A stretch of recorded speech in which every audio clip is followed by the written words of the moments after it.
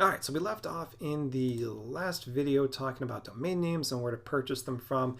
Go ahead and just purchase, whatever you're looking for. Remember, you can always change it around later. You can always have a different domain name point back to the same hosting. We'll kind of get into some of that stuff later on, but purchase your domain name. Now, depending on who you purchase that through, there may be some things that they offer as an add-on, like maybe emails or again, it's kind of securing your information so it's not available to the public as far as who registered for that domain name. They may show your information of like your name, your address, maybe your phone number. I don't remember.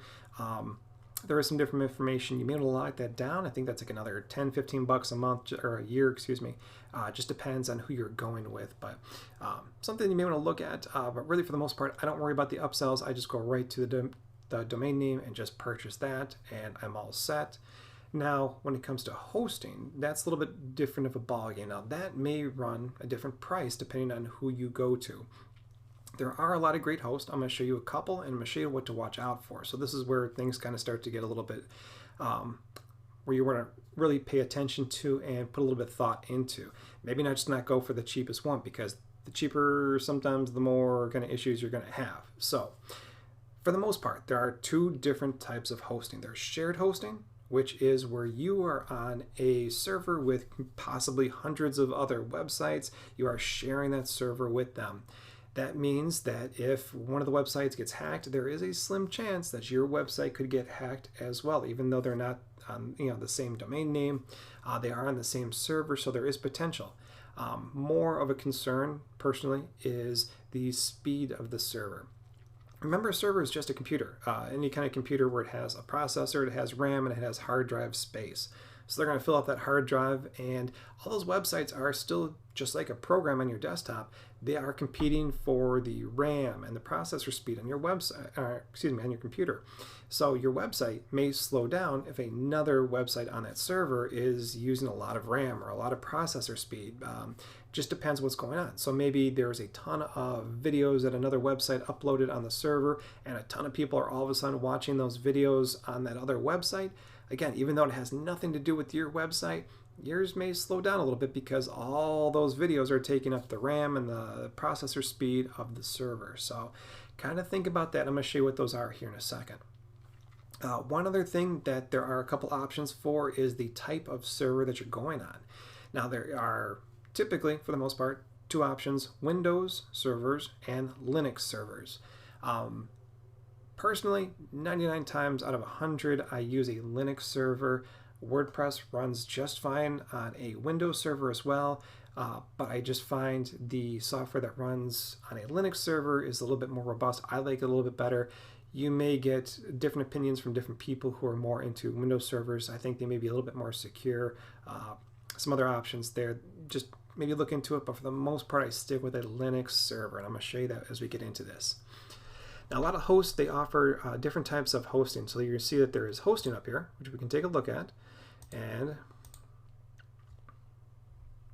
you can see they offer web shared hosting, then virtual private server. So this is where you get a portion of a server, and you get that certain amount of RAM and processor speed allocated to any website that you put on that server.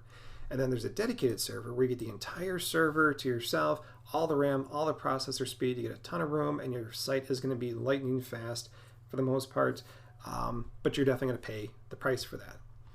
So you've got web hosting, and this is all of your basic shared hosting accounts. So $249 a month, all the way up to $20 a month. These are for all the different, just the amount of space is basically the difference that you're getting, the amount of space on that server that you're getting.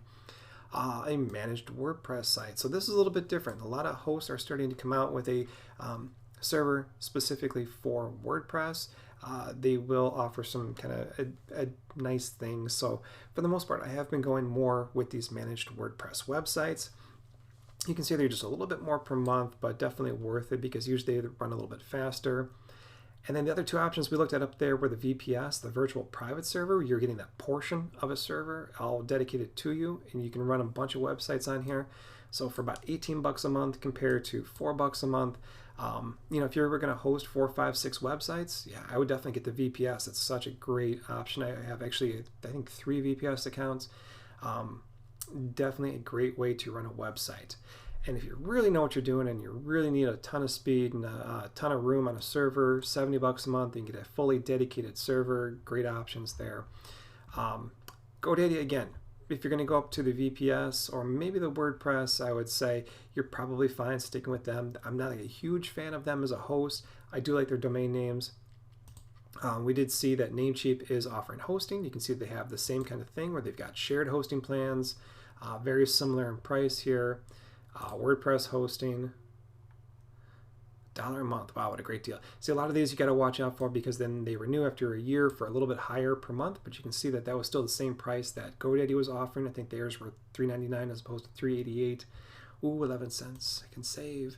Another host I really like is InMotion. Again, same kind of options. They get the VPS, the dedicated, different types of business hosting, shared hosting, kind of the same thing right there. A little bit more per month, but they're also a very good company, really good tech support. I really like them. I have a VPS with them.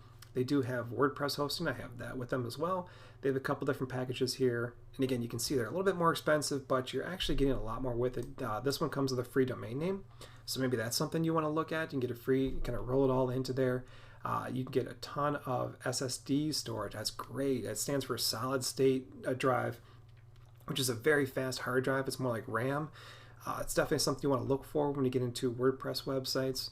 Another site that I really like, and I forgot to pull it up here, is siteground.com. Again, a little bit more expensive, but they are a great hosting company. You can see that these start at $3.95 a month, but they kind of renew at $11.95 a month. They have a lot of great options in there. They have things that'll speed up your website. They have things that'll look for malware and viruses on a regular basis. So this is something to maybe consider. I do host with them as well. I really like SiteGround a lot. So really any of those options I would stick with. You start to get into some other random websites that offer free hosting or $1 a month hosting, you're going to get what you pay for. So just be careful. If you don't want to spend a lot, maybe stick with GoDaddy in the beginning. You can always move stuff around later on. But personally, I would say either SiteGround or InMotion would be where I would start. So in the next video, we're going to talk about actually, after you've purchased all this stuff, what to do next.